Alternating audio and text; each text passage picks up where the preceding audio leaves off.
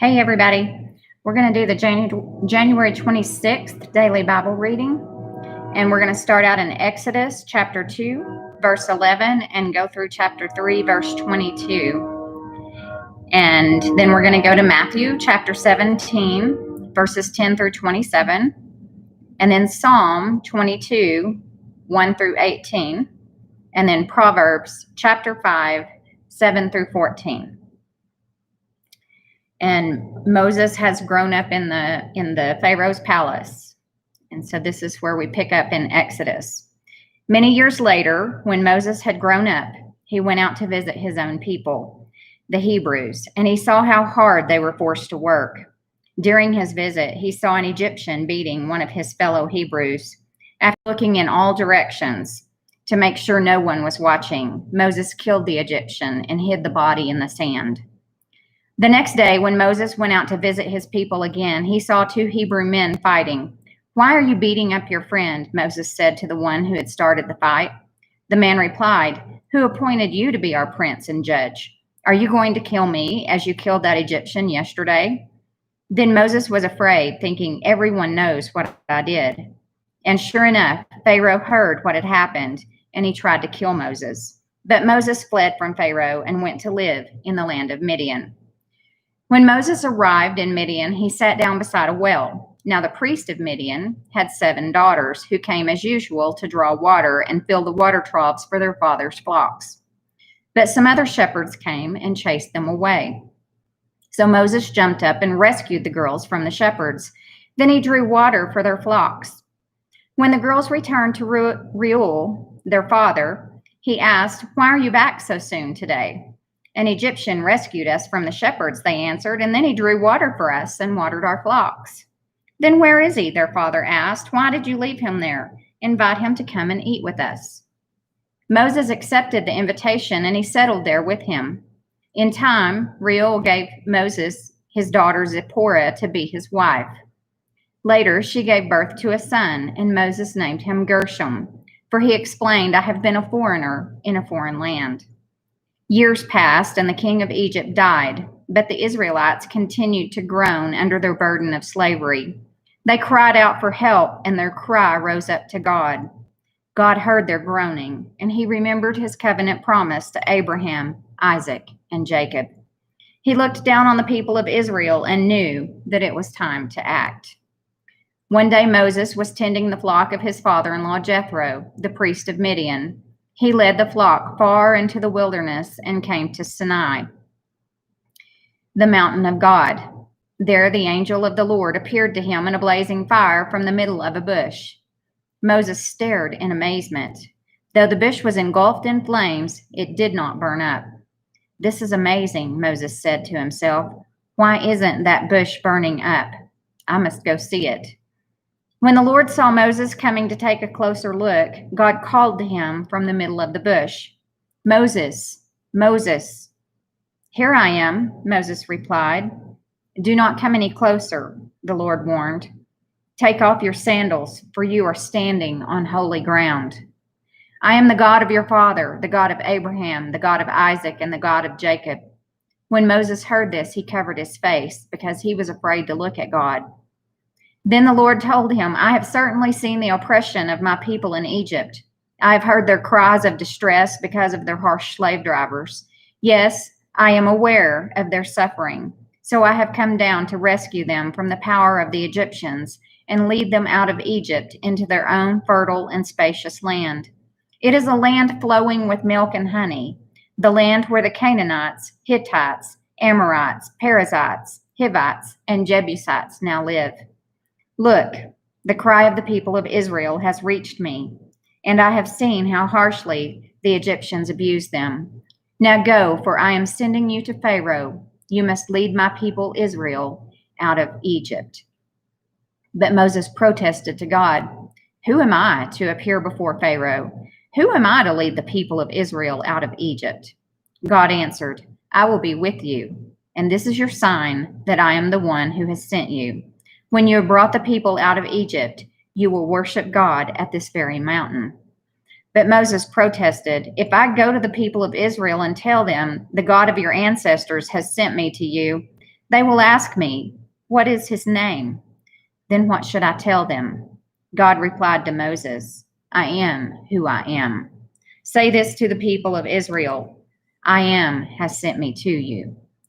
God also said to Moses, "Say this to the people of Israel, 'Yahweh, the God of your ancestors, the God of Abraham, the God of Isaac, and the God of Jacob, has sent me to you.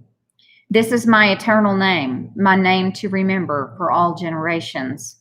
Now go and call together all the elders of Israel. Tell them, Yahweh, the God of your ancestors, the God of Abraham, Isaac, and Jacob, has appeared to me.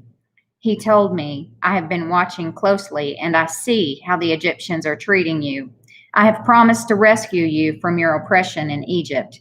I will lead you to a land flowing with milk and honey, the land where the Canaanites, Hittites, Amorites, Perizzites, Hivites, and Jebusites now live. The elders of Israel will accept your message. Then you and the elders must go to the king of Egypt and tell him, 'The Lord, the God of the Hebrews, has met with us. So please let us take a 3-day journey into the wilderness to offer sacrifices to the Lord our God. But I know that the king of Egypt will not let you go unless a mighty hand forces him.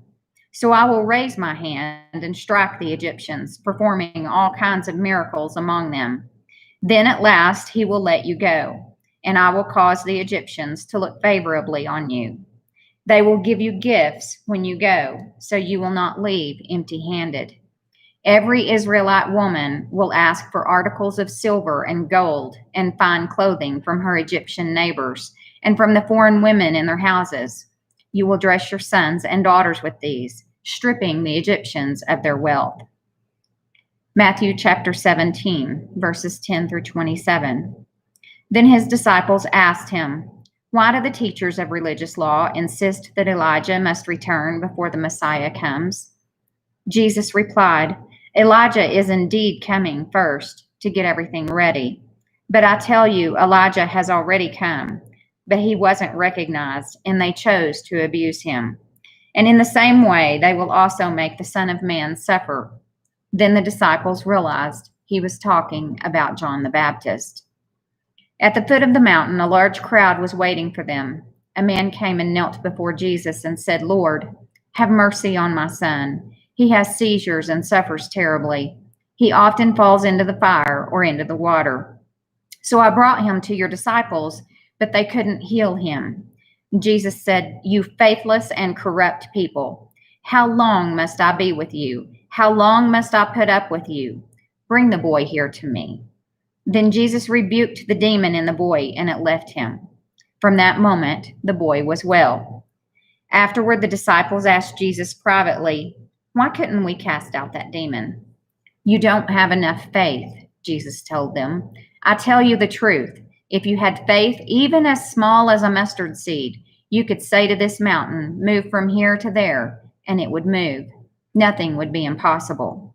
After they gathered again in Galilee, Jesus told them, "The Son of Man is going to be betrayed into the hands of his enemies. He will be killed. But on the third day, he will be raised from the dead." And the disciples were filled with grief.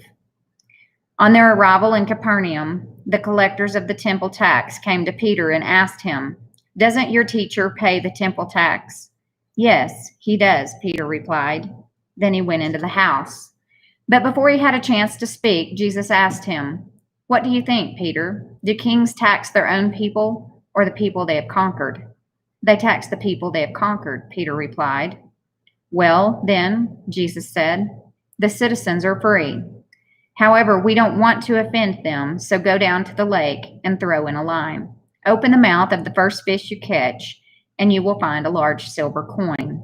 Take it and pay the tax for both of us." Psalm 22, 1 through 18. And this is a prophecy of Jesus. It says, "For the choir director, a psalm of David, to be sung to the tune, Doe of the Dawn. My God, why have you abandoned me? Why are you so far away when I groan for help? Every day I call to you, my God, but you do not answer. Every night I lift my voice, but I find no relief. Yet you are holy, enthroned on the praises of Israel.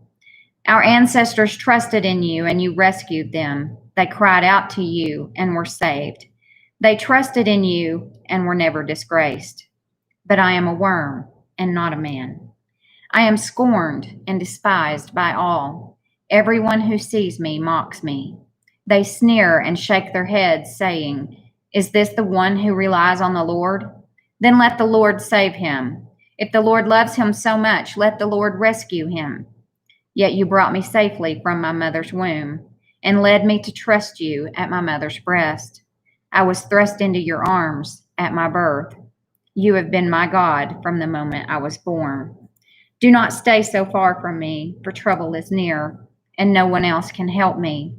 My enemies surround me like a herd of bulls. Fierce bulls of Bashan have hemmed me in. Like lions, they open their jaws against me, roaring and tearing into their prey. My life is poured out like water, and all my bones are out of joint. My heart is like wax, melting within me. My strength has dried up like sun-baked clay. My tongue sticks to the roof of my mouth. You have laid me in the dust and left me for dead. My enemies surround me like a pack of dogs. An evil gang closes in on me. They have pierced my hands and feet. I can count all my bones. My enemies stare at me and gloat. They divide my garments among themselves and throw dice for my clothing. Proverbs chapter 5, verses 7 through 14. So now, my sons, listen to me. Never stray from what I am about to say. Stay away from her. Don't go near the door of her house. If you do, you will lose your honor and will lose to merciless people all you have achieved. Strangers will consume your wealth, and someone else will enjoy the fruit of your labor. In the end, you will groan in anguish when disease consumes your body. You will say, "How I hated discipline. If only I had not ignored all the warnings. Oh, why didn't I listen to my teachers? Why didn't I pay attention to my instructors? I have come to the brink of utter ruin, and now I must face public disgrace." And that concludes the January 26th Bible reading.